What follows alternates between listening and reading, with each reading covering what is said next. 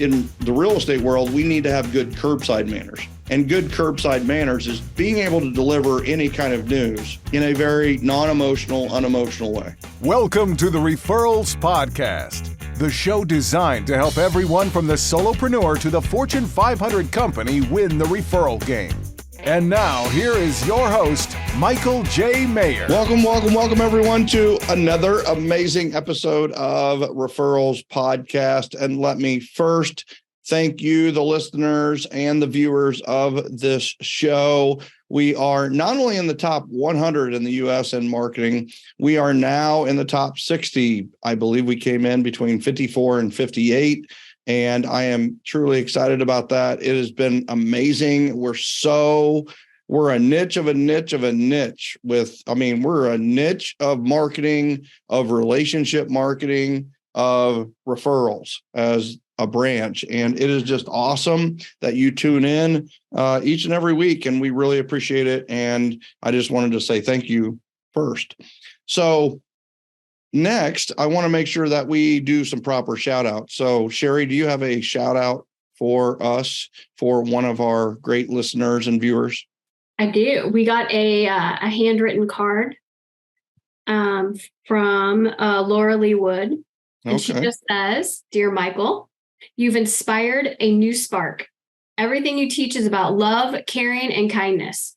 All of those are in my soul and have been awakened. Thank you. I do not know also how to thank you for helping my son, Elliot. My heart is full." Yeah. So I love that shout out because this is what I do every day. I mean, I have the greatest job in the world. I love it. Is I teach and train on how to build your business with love, generosity, and appreciation. And so that, you can have peace of mind about where your next piece of business is coming from. But I also have this vast network of people that I know in all different professions. And you're probably wondering, what did you do for Elliot, right? Which is Laura Lee Wood's son. And he got his real estate license in a different city. And Laura Lee, having been in real estate, knows how important it is to have a good mentor and have somebody to work with. So I know people around the United States, and I found someone that is going to be a terrific mentor for him, get him on a very productive team and get him started the right way and train him the right way. And I'm just, that's what I do. I love to introduce. I love to connect people. I love to refer people. And it's just good luck to Elliot in his new profession. And I know he's going to do really well. So Cool shout out there. Love that. Yeah. So speaking of building relationships and going to the next level in a business based on love, generosity, and appreciation, we have our 7L book club that is starting in September, and you are invited to check it out. If you are a solo agent or a solo practitioner, CPA, financial planner, independent, whatever it may be, well, guess what? You can go to 7lbookclub.com and join us. And I would highly suggest it. This is a book club on steroids. It is going to go deep into it. And the thing about it is that you're going to have the opportunity to implement between 4 and 8 of the over 100 referral generating strategies that are in 7L. So you get the opportunity to have the group, the community. You get to go through the book together, even if you've read it once, even if you've read it no times, even if you've read it 12 times, you will get a ton of value out of the book club. And as a bonus, if you are a broker or you are a lender, which could also be a broker, or you are a team leader or an owner, or you are a title company that wants to get in front of a lot of agents, go to joingengen.com. And we have a graphic called a broker bonus. It says, listen to the podcast. And if you put broker bonus underneath that, we have a package for you to lead the book club. Now, when I say lead, I just mean get them in the room, because our CRTs and myself are going to lead the book club. All you have to do is push play we'll do the book club, and then you can talk about it. You can go over it with that group. All you have to do is get the agents in the room, and you're running a book club. So, and to help them get people in the room, like when you get our broker bonus package, you get the checklist on how to run it. You get, the email sequence to send out to get people to sign up for the book club. And you get the social media graphics to post out there too. All you have to do is get people in the room, and we even help you do that. Yeah. And as a friendly little bonus, you need to know that we have a 7L action guide that is almost 400 pages. Took me 2 years to complete this action guide. It includes the copy of 7L. So you're not looking at the book over here and looking at the guide over here. It's all in one. And it is normally a retail value of $497 for this entire action guide.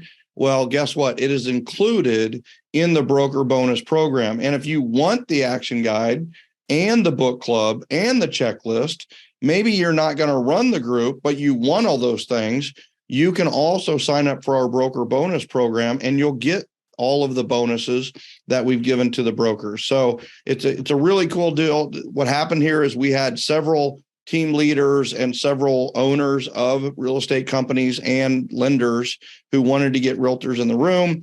And this is as easy as it gets, right? Because you don't have to teach it. You don't have to train it. You can just say, all right, discussion afterwards, and it'll take off from there. So we have a really cool program. We'd love to have you involved, and it's broker bonus.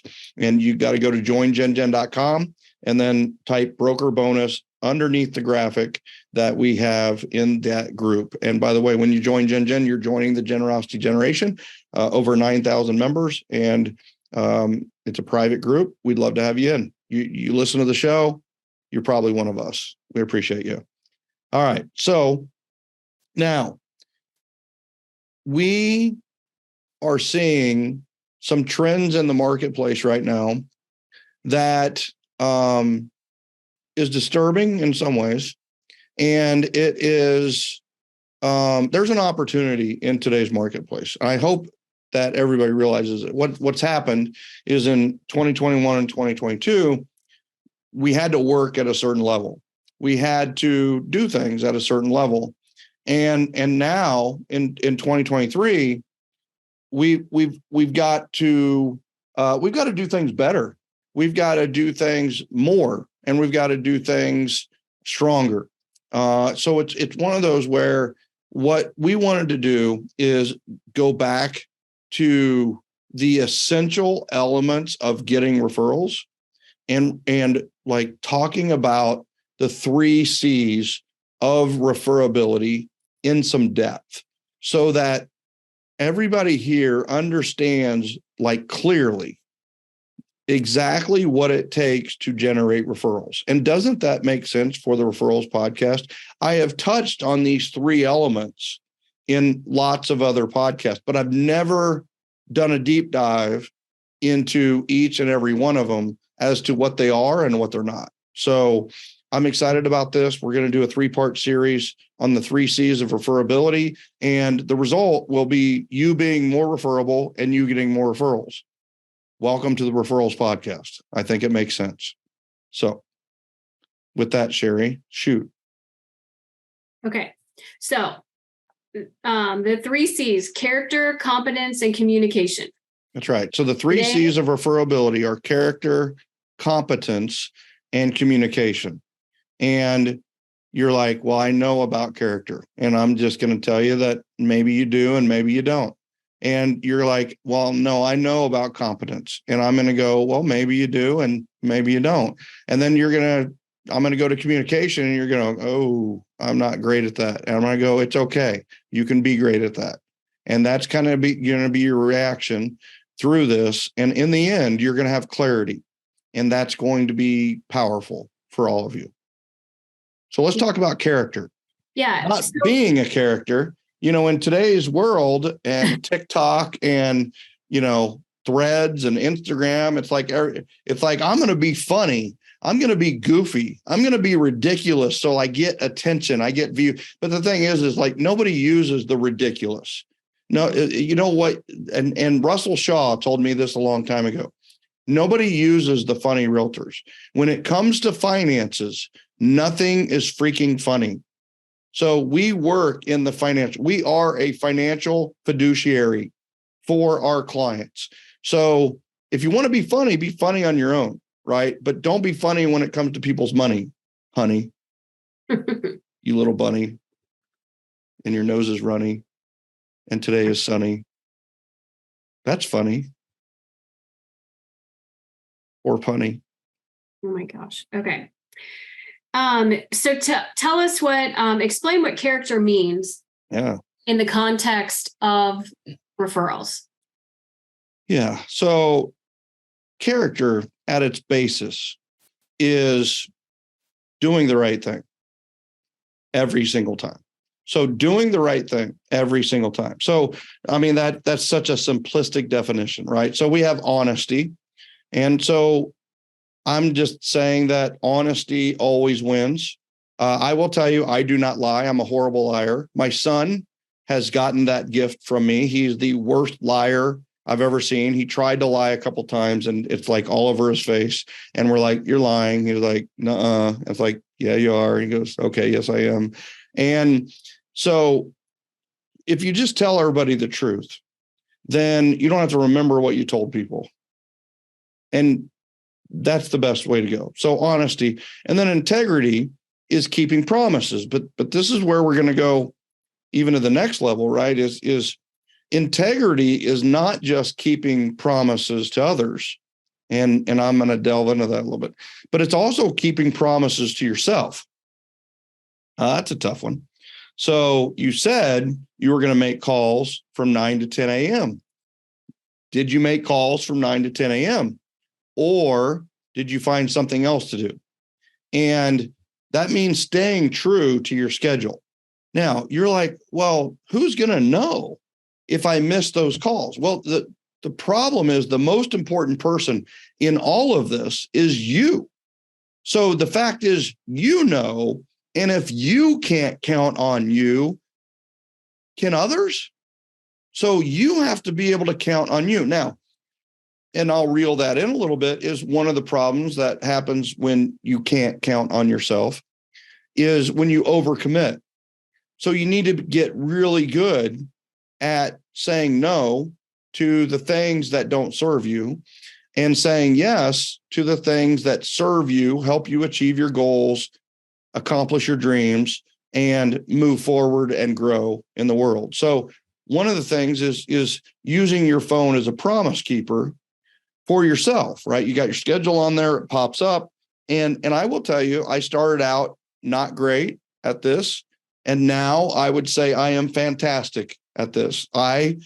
It pops up and says, and I will tell you, it pops up and says, you need to go through your do it now folder and do the items. I will tell you, there's this little voice in my head that goes, nobody's going to know if I don't do that, or I'm just going to I'll do it tomorrow, or what. I have that little, then I have this voice, and this has been trained, is do it now. Just do it. Isn't it funny? I have a do it now folder, and I have to say do it now to myself to do it now with the do it now folder stuff. And then I do it now. Then I do it. And there's so many opportunities when nobody would have known if I didn't do these things in my schedule. I wasn't committed to anybody except for myself. But guess what? When you do the things that you promise yourself, you feel better about yourself. It grows your self-esteem. It grows your confidence. And when you're speaking to a seller or a buyer, or you're selling something, you can speak with incredible passion and commitment because they can count on you. Because you know what? You can count on yourself. So the first thing is keep promises to yourself. And then, of course, the easier thing, quite honestly, is to keep promises to other people. And I will tell you, if you struggle with number one, which is keeping promises to yourself, get an accountability partner, a coach, or a mentor for those things. It's like, oh, I've got calls 9 to 10. My first call has to be David. I have to call David at 9. He's my accountability partner. If I don't call them at 9, I have to donate $1,000 to like the worst charity in the world, like the worst group or his in the alma world. mater. Yeah. So if I'm a Republican, I have to donate $1,000 to the Democratic Party, right? That make it really painful. So get some accountability around these promises that you make to yourself. That's the power of a call night for events, is when you have a call night for events, you get on the phone, you start getting this energy about you, and you guys are partying and having fun, and people are saying yes to coming to your event. Call nights are awesome, right? So, that leads to keeping promises to yourself and keeping promises to others. And the other part of this too is with the promises to others, even the little promises need to be kept, which is like, hey, son, I'll play with you on Saturday. Or, hey, son, Sunday is Sunday, which means I'm totally committed to you, which means no phone, no computer, no work while you are awake and we are bebopping around. And guess what? I will tell you, kids are great accountability partners when it comes to stuff like that. We're going to keep going. Is you tell someone that, hey, I'll give you a call back at noon. Here's the other thing is, let's say you're just not interested. Let's say someone talks to you and like you already have a warranty company, but it's another warranty company, right? And you're like, I've already got my one, right? But I don't want to hurt their feelings. Or it's just like, tell them, hey, listen, we do a warranty company review in October. So get back with me in October and we'll discuss it more, right? Which does a lot of things for everybody. One, it gives them the expectations. Number two is it gets them off your back every other month but October. And number three is they've got to follow up. And if they're good, they'll follow up in October. And like Janelle did in Kansas City, she followed up all the time. So guess what? She got a lot of our business. So, and then it is let's say you told somebody you're going to call them at noon, put it in your schedule immediately that you're going to call at noon with a 5-minute reminder, put their phone number in there as well. Or you can do a reminder through Siri that like this, hey, Siri, remind me to call Sherry at 6 p.m. today. They did spell the name wrong, but they did get it. Boom. So I will be reminded to call Sherry at 6 p.m. today. Just like that, right? That's all you got to do. And you're going to forget. And you know what? You should forget. If you're just sitting there all day thinking, oh my gosh, I got to call Sherry at 6. I got to call Sherry at 6. You're not getting anything done. But now what can you do? You can forget about everything else or forget about that and focus on the task at hand. Use your phone as a promise keeper to yourself and to others. Keep your promises. Be someone you can count on, both by yourself and from everyone else. And do the right thing every single time, which means disclose. It means be full of integrity, full of honesty, and just be a good person. And guess what? That's the heart and soul of character. Well, and I don't want people to gloss over the fact that, and you've mentioned it a couple of times about like using your phone and using your calendar. Yeah. And I'm surprised at how many people, don't use the phone, don't use the calendar on their phone. Yeah. Wow. Because, like if you use, like we use Gmail, we use Google for everything. So we have Gmail email accounts and the Gmail calendar that's attached to that too. So both of those are on our iPhone and they're on our PC and they're the same. Yep. So if you enter something on your calendar when you're working on your computer, it's automatically on your phone. That's right. Somebody doesn't know that. Well, some people might not. They might not know that G Calendar does all that for you. And vice versa. If you put something on, you're at the doctor's office and you put an appointment on your phone, it'll automatically show up on your computer. So, well, as long as you put it in the Google Calendar, if you just put it in the Apple Calendar, the iCal, then it won't show up on your PC. Not the Apple Calendar. If you're using the Google app on your phone, your Gmail will sync to both places. And it really, if you really dive into that, even if you're a person that's always used like a paper planner or whatever, if you can start doing that, because we are so mobile. I mean, everybody is so mobile anymore. How are you going to get reminded if you use a paper calendar? Yeah, you're not. You're going to get reminded when you look at it at the end of the day and you're like, oh crap. I forgot to call Cindy. I was supposed to call Sherry at 6 o'clock. Yep. And it's 9:30. Yep. I used to be a paper person. I am a paper. I write notes, I have notes right here on paper. So do I. but when it comes to scheduling promises, yeah. Yeah. The calendar is managed out of there. And like, if you ever are in a spot where you're going to take it next level, like I have my calendar in there, and then Michael shared his calendar with me so I can schedule stuff for him to do. And so is Tracy. And so is Tracy. And I also help Max manage his calendar for all that his baseball and after school activities, doctor's appointments, that sort of thing. So when you get kind of next level with that, like our life is right here for work and personal. For sure.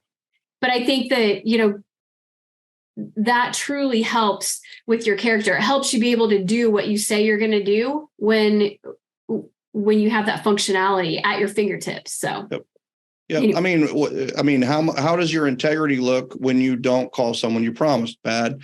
How embarrassing is it when you double book something? Mm-hmm. Well, once again, bad. And one of the things that the best do is they manage their time the best. They don't double book. They don't forget to call people back. They have some system that reminds them to do the things that they promised to do. So, character is that's what it is. It's doing, it's doing the right thing every single time, and it means not being shady. It means not being gossipy. It means being above all of that. It means having emotional intelligence, So do you get mad easily? Do you get emotional easily? If so, you need to learn to curtail that. You need to learn to reel it in, right? Never get too high, never get too low. That's a part of the character aspect too. Are you the lighthouse in the storm, or are you the storm around the lighthouse? Are you, we've worked with agents before where we handled the entire transaction. We have a phenomenal team. Everything's going smoothly, swimmingly. And 3 days before closing, they'll bring some craziness up, like from an inspection or a repair item, or they've got to create some chaos to show their value. It's been too easy. And they're worried that the buyer might say, well, you didn't earn your money. And it's no, you earn your money by taking care of all the problems and getting to closing in a very smooth, fashion. So, doing the right thing, no matter what, sometimes that's really hard. And doing the right thing when there's money involved. I will tell you that if you think you're going to save a few bucks, or you're going to make the money now, I guarantee that money will be out of your account times 10 before you even know it. There's so many stories out there where somebody sneaks something through a cash register, or they sneak something through a transaction, and then boom, they get in a car wreck and they've got repairs, or they find somebody keyed their car and it's not covered on their deductible. So karma is a thing. It is real. So I will tell you, just keep karma on your side. And the way to do that is do the right thing, disclose everything, just be honest and upfront. People appreciate that the most. Yeah. And I'm like looking at my additional questions I have, and like you've covered like all my questions. Yeah, well, ask them. I mean, I was like, so my next question was just like, how is trustworthiness linked to your character? Yeah, what's interesting about trust is, everything we do is within the tribe of trust, our tribe of trust, the generosity generation. Join it today, joingengen.com. You can see how we run a tribe of trust. It's all based on trust. These are people we trust, and the people in it trust that we have filtered out the ones who aren't trustworthy. So trust is everything. Without trust, there is no relationship. Without trust, there is no next step. And for some people, it takes a while to build trust. But me, I'm pretty trusting. I will trust you until I have a reason not to. And then once I have a reason not to, I'm probably not going to talk to you ever again. And unfortunately, that's how I roll. There's enough trustworthy people in the world that we can do business with them. But it is one of those where it's like trust is everything. And that's, once again, keeping your promises. That's telling the truth. It's everything. So do whatever it takes. And if you feel like someone, and this is extra level stuff that nobody talks about. If you feel like somebody's not trusting you, don't just go about your business and go, well, they'll learn. No, go, listen, I hint some hesitation here. I hint some, talk to me, talk us through this. What's going on? And you'll hear like, well, I heard you were listing my neighbor's house too. And it's like, okay, let's talk about that. Let's talk about how that benefits you. Right. And so then we can talk through how that benefits them. How does it benefit them to have 2 listings in the neighborhood instead of 1? Well, somebody might get really interested or find the other house on the internet, but like your house more, right? So the more houses we have listed in the neighborhood, the better off for you. So anyway, I think that the big thing here is that, everything is trust. And the other part of trust, oh my gosh, I can't believe this is so good, is that under promise, over deliver. So many agents over promise, and I'm not just talking about real estate agents. Let's talk about salespeople. They over promise to try to get the person in the door, or they over promise to try to get the sale. And then once the sale happens, then the person gets an under delivery of services. The customer has a problem with it's so over promised that the car or the home or the transaction cannot live up to the promise, right? So I will tell you, one of the greatest things that you can do is learn to cover worst case scenarios and nuclear case scenarios. And let them know what it is without scaring the crap out of them, but just matter of factly, just say, these are some of the bad things that have happened. And guess what? Because I've been there, we can hopefully avoid those things. And so many times by telling them that, guess what? They're really happy, So I can tell you that under promising, over delivering is the secret to customer service, period. It is. Here's the thing. You walk into a Nordstrom's and you take 100 steps without being greeted. What's your reaction? You're like, I must not be important. What the heck is going on? Why? Because Nordstrom's has made this reputation that you'll be greeted like within 5 steps of coming in the door. And it's amazing. The last 5 times I've been in Nordstrom's, nobody greeted me at all. Right. And you hear the stories of Nordstrom's taking in tires for returns when they don't sell tires just to make the client happy. And I get all that. But you know what? You also hear about these different promises that are made, and then you don't experience it. You're let down. And, I will tell you that one of the best things you can do is tell the seller the truth about everything, and tell the buyer the ugly worst case truth. Tell them there's going to be 100 things on the inspection report, because there might be. And you know what? We could go to the seller and tell them, hey, we want these 12 things done. And the seller could say, no way, we're not doing anything. And that happens so often in real estate. It's called, we have a buy as is clause in the contract. So it's, it's one of those where, but then the inspection report has 47 items. They're happy. You go to the seller and ask for 12. The seller comes back and says, we'll do 6. Your client's happy. Whereas if you went through the transaction otherwise, they would have thought 47 items. This house is trash, right? Even though 3 of them are GFCIs. And I mean, they're all relatively minor things. Yeah. And then, you ask for 12 and you only get 6. And the person's like, wow, they won't do the other 6. What's up with that? Or the seller comes back and says, we're not doing any. And the buyer bristles and goes like, I can't believe they're not going to work with us. Instead, our clients, your clients now, will understand that these things are a possibility and they have already mentally prepared for them. What people hate is surprises. So, and this talking about the worst case scenario, that speaks straight to your character in that you've been there before.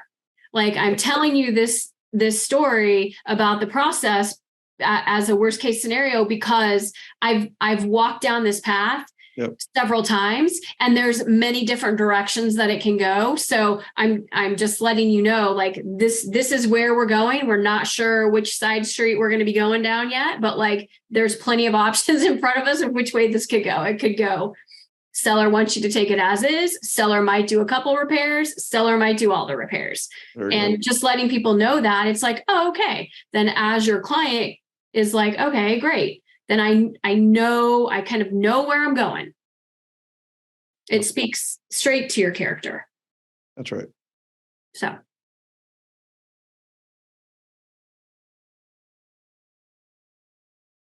All right, last question. How do you maintain your strong character, your authenticity during a difficult time?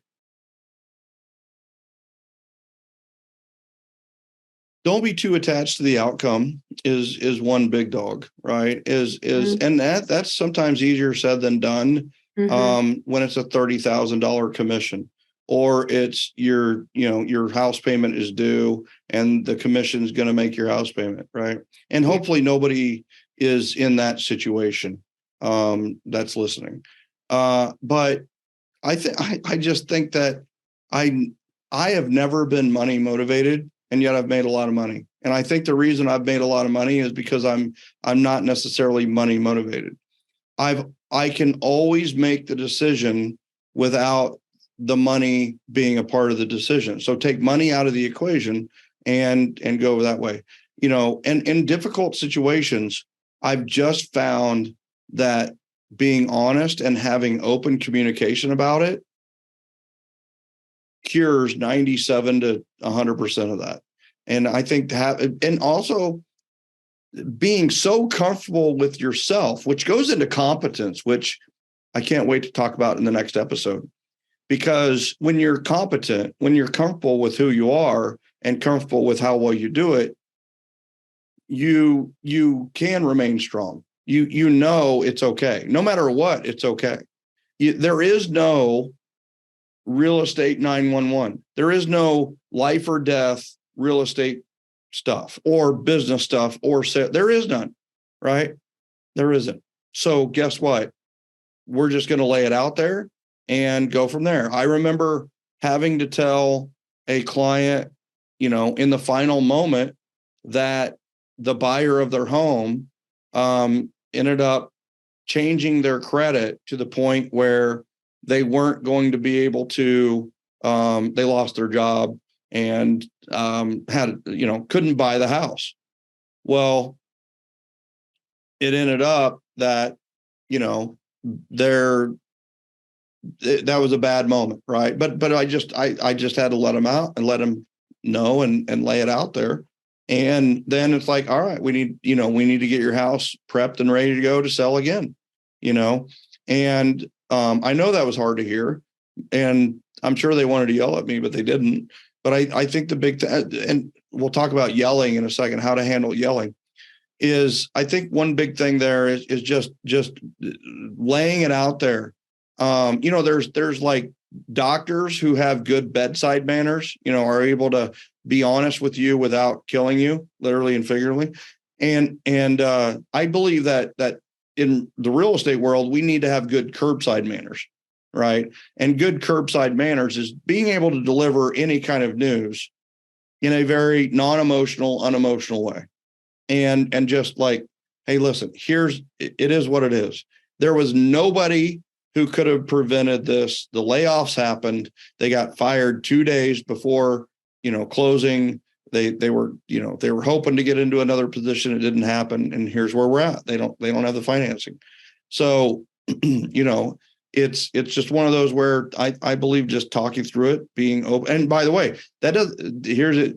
Mode of communication matters, straight out of 7 levels of communication. This isn't a freaking text. This isn't an email. Hey, I just wanted to let you know that the buyer's not closing on your house. That's a great text message to literally get your ass fired, and you deserve it. It's so funny. I see on social media all the time, and they're like, I'm so done with this bozo. Look at this text message he sent me. And I was like, I'm looking at the text message that person sent, and it's like, yeah, duh. You're trying to have this conversation through text. There's no tone. There's no sense of humor. There's no that's in today's age, more people have lost clients and transactions through text or email than I've seen in my entire life. And it's sad. Get on the phone or deliver it in person. That's it. And yes, I've delivered both those in phone conversations or, in person. And that's the proper way to do it. It's like breaking up with someone. You're not going to do it by texting or emailing or whatever. You're going to make the call, So, I think that's the big thing on delivering bad news. Here's the thing about yelling. So I remember one time that we were negotiating very hard because I knew we had leverage. I had the buyer in this case. And the listing agent, I'll just make up a name, Jackie, gave me a call. And she went off on me. She went off on me because we weren't moving. We weren't moving. We didn't have to move. My buyers were in a great position with cash and closing date and everything else. And we just didn't move. And she went off, yelling and screaming. And I go, Jackie, have I been rude to you? And it totally shut her down. And she was like, no. And then I heard click and she hung up. Right. And she literally hung up. And I was like, okay, and then she called me about 5 minutes later and she was just like, hey, I just had the roughest day. And, sellers are yelling at me. So I felt like I should pass that along to you, even though you didn't deserve it. And I'm sorry. And I just go, Jackie, it's okay. We're here to make, it's either going to happen or it's not. And you and we're here to make it happen or it's not. So, go see if you can make it happen. And if you can't, then my buyers are good to go. Right. We'll go find something else. And it worked out. We got it done. She remained calm and helped the sellers and kind of talked them off the ledge, quote unquote. And my buyers ended up giving a couple of little things, moved the closing date a little bit, and we ended up working it out. So it's kind of like tell about how you say there's 2 different islands that you can be on. You can be on emotional island or you can be on rational island. And I like your analogy on that. I don't remember it. Oh, you do too. I don't remember it. Are you kidding? So you fill me in the details on that. I like that you set me up with one of my analogies, and I literally have not shared that analogy in probably 20 years. So I know it's been a while. Right. I remember you talking with our buyers agents about it all the time, about this very thing that when the other side of the negotiation, where to go mentally. has moved over to emotional island. Yeah, you got to be on rational. No matter what, you have to stay on rational island. That's right. And that, because if you go over to emotional island and join them, it's going to cause a fire. Like it's going to get bad. Yeah. So in our mind, we need to have emotional island and rational island, right? And emotional island, let the clients, we want the clients to go to emotional island, right? We want to talk about their dream home. We want them to give us the path. We want them to tell us, what they dream of and what they love and what they're passionate about, what their interests are. And we want them to be on emotional island. And sometimes it gets crazy on emotional island. Emotional island is the party island. Like they're really woo, right? And it's like, all right. So, and it's like, you're going to feel the urge, like when they get the listing or when they get the property or when whatever it is, to like jump onto emotional island and celebrate with them. And I'm telling you, like, don't do that. Stay on rational island and then, let them have the emotional experience, and you're going to provide the rational experience in this, in this transaction. And, one of the agents like, when can we go to emotional island? It's like, as long as you're a professional realtor, the answer is probably never, right? I mean, it's like you can go, you know what it is? Go to conferences and you can go to emotional island all you want. Just don't tell me about it. Not with clients. Yeah. With today's phone cameras and everything else, it's like, it probably doesn't pay to go to emotional island at all. Definitely. But here's the thing that we need to remember is, like, people cannot be emotional and rational at the same time. So we need that's the power of a coach, right? That's the power of great questions, is when you ask great questions, you allow the other person to go to emotional island and kind of stay there. And we all need to go to emotional island sometimes to figure out what really matters in our life, because, what really matters is usually matters of the heart, not necessarily matters of the checkbook or matters of rational, right? So, a coach remains rational and a client goes to emotional island, and it's all good.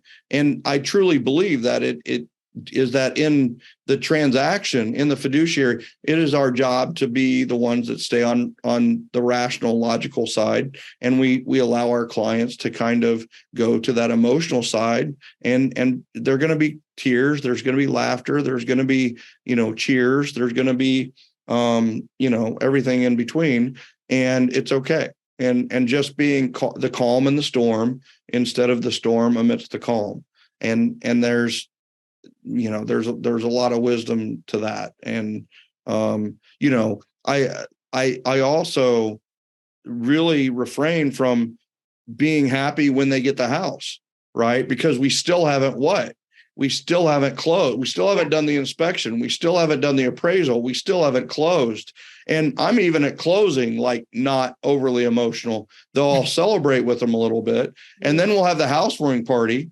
And then I'm not even partying there. I'm working, so I'm the guy throwing the trash away and doing the catering. So it's just one of those, like, when the client's around, we pretty much have to put on this professional face and be that logical, rational person. Right. And I know that people really appreciate that. And I think the flip side of it is, I wonder if my family has maybe paid for that, in that I'm not very fun. I can be not fun. And then, Sherry and Max have definitely seen me go to emotional island a few times. But it is interesting that, that's why we need home to be separate from work.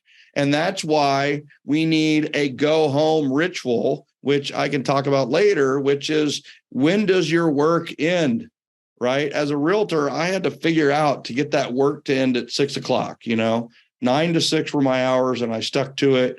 And I'm so glad I did, because I could take that hat, that emotional, almost stonewall machine. I had to take the machine hat off. Yes, I was a referral generating machine. I am a referral generating machine. Had to take the machine hat off, and I had to put the human hat on. and go love on my mommy and go love on my daddy and go love on my wife and go love on my kid and go love on my dogs, right? And just relax. So, wow. Good cue on the emotional island and the rational island. That definitely back in the Maher team training. That was from the Wayback Machine. That was. And she's digging it. So that's why I showed it to her. So, well, I love that. That's good stuff. I mean, I think we've definitely done a deep dive on character, and it probably involves other things too. And, I think another part of character is not making other people feel awkward. There's some people that just love to intimidate, or they love to,